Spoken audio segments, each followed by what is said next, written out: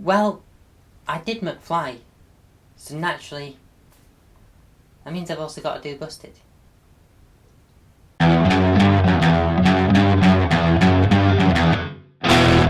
Hey you, how's it going? My name is Ruby Price and welcome to Ruubez Reviews, and today I am ranking the Busted discography because, like I said in the introduction, I've already done McFly.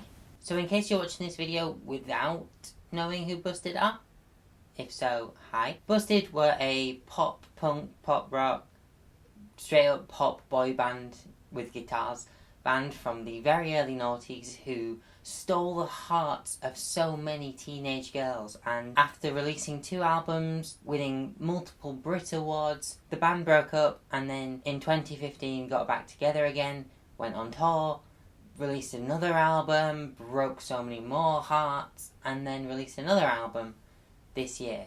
And that's what I'm here to do today, rank the 4 albums of their discography. So getting straight into it, the lowest ranked album on this list is 2016's Night Driver. As the first record that Busted released after their 10-year long hiatus, expectations were high for Night Driver until they started releasing songs from it.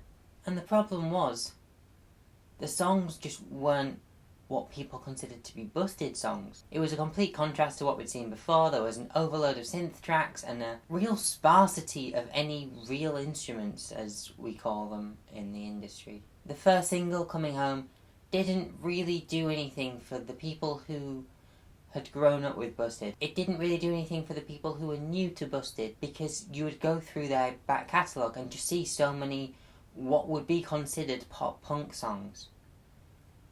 And now we were getting some sort of slow synthy pop, alternative pop kind of stuff.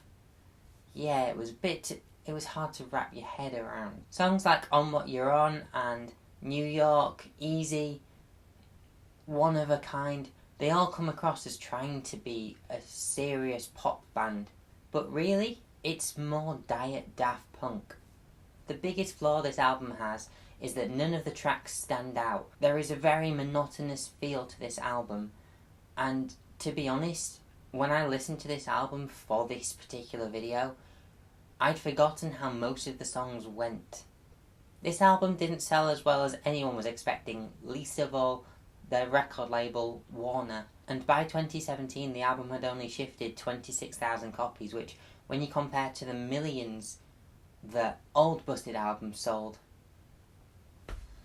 it just shows how much the market has changed since Busted were in their prime. At number 3 on this list, we have the most recent album, Halfway There. I tried to find some sales statistics for this album, but all I could really find was the fact that it was beaten to number 1 in the charts by The Specials, and their album only sold 18,000 copies, which was reportedly the lowest weekly sale for a number 1 album in over a year and a half. Talking about the album though, musically, it's a step in the right direction after the misstep that was Night Driver. Unfortunately, it came 1 album too late. The biggest problem I have with this album is that it feels like a band trying to be a modern Busted, rather than Busted being a modern Busted. The album very much conceptualizes the fact that they are now halfway to making their 7th album, which they talk about in year 3000. That's the entire gimmick of the album. Hence why it's called Halfway There. Songs like Reunion, What Happened to Your Band, All My Friends, and It Happens very much tie into this concept of the album. And really, they all say the same thing, and it just gets really repetitive over and over again. Speaking of repetitive, What Happened to Your Band was a song originally written for James Bourne's post-Busted band Son of Dog, played live in 2007, and then recorded for the McBusted album in 2014, I think it was, and then covered for this Busted album. It is the shortest Busted album with only 10 songs, whereas older ones tend to have in the range of 13 to 14 to 15 if you're looking at the deluxe editions, and Night Driver had 12 songs. So it is quite interesting that they had to fit a cover in there. Like I said, I think that's purely just because it ties in with the theme of Busted being back together, which really should have happened on the previous album. I think the songwriting on this album is still rather weak.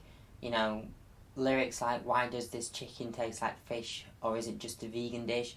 You know, it's funny and it's catchy, but, you know, it's not really a clever lyric. Race to Mars feels like it belongs on a different album, really. Tonally and subject matter might tie it a bit more to Night Driver. As a song, it's not really part of the concept that the album follows.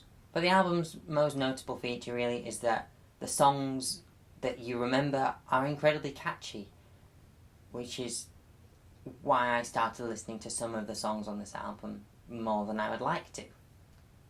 At number 2 on this list, we have Busted's self-titled first album, Busted. The album sold over 1 million copies, as did A Present for Everyone, which I'll be talking about later, because there's only one album left on this list. This album was what defined Busted for the future. Songs like Year 3000, which people still consider one of the best British songs of the last 20 years.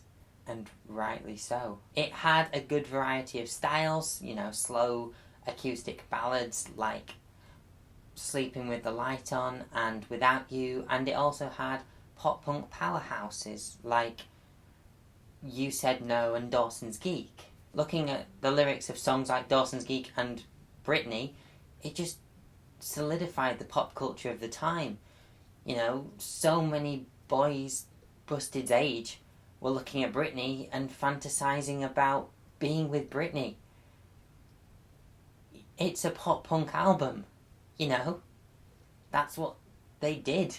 There is a little bit of filler on this album, songs like Everything I Knew, and there's a 21-second interlude between Without You and Lose a Kid. So really this album could be shorter, just to completely contrast what I was saying about the previous album, but that's why there's a deluxe edition with these songs on it. However, that version of the album was a lot less well received, and critics hated it. What can you do? I would like to clarify that I don't disrespect Busted for having a self-contained album with Halfway There, you know, following the concept, because Busted's self-titled album also was very self-contained. It had references to Mrs. Mackenzie dotted throughout the entire album, starting with that song and finishing with Lose a Kid. And as I've already mentioned, number 1, A Present for Everyone. The reason why I think this album is superior to all the rest is everyone gets their moment. Charlie Simpson takes the spotlight with Why, James Bourne takes the spotlight with Can't Break Through, and Matt has got better than this. They took what they had with their self-titled album and built upon it for a more edgier and more rocky all-around record. With singles like Crash the Wedding, Air Hostess, this album was always going to do well. And ironically, a song that wasn't even a single, Why, is probably the most notable song on this album. It's probably one of the most characteristic Busted songs ever. It will be forever synonymous with that MEN Arena show that Busted did with Charlie just soloing it prior to leaving the band. And it's definitely the most rocky song on the record, which is probably what led to him focusing on Fight Star. The deluxe edition also had Falling for You and Loner in Love. Falling for You brought a very upbeat pop-punk song to the table. Loner in Love didn't really bring much, and it feels like it would be a lot more suited to their first album, but hey-ho. Maybe they just didn't have space. So that is my ranking of the Busted discography. Where would you rank the albums yourself if you have listened to them? If you haven't listened to them, I at least recommend the first 2 albums. I'm an OG Busted fan. I'm not a reunion Busted fan. What can I say? If you did enjoy this video, please give it a thumbs up. That would be really helpful. Subscribe if you haven't already. And as always, I have been Ruby Price. Nice to see you next time. Adios.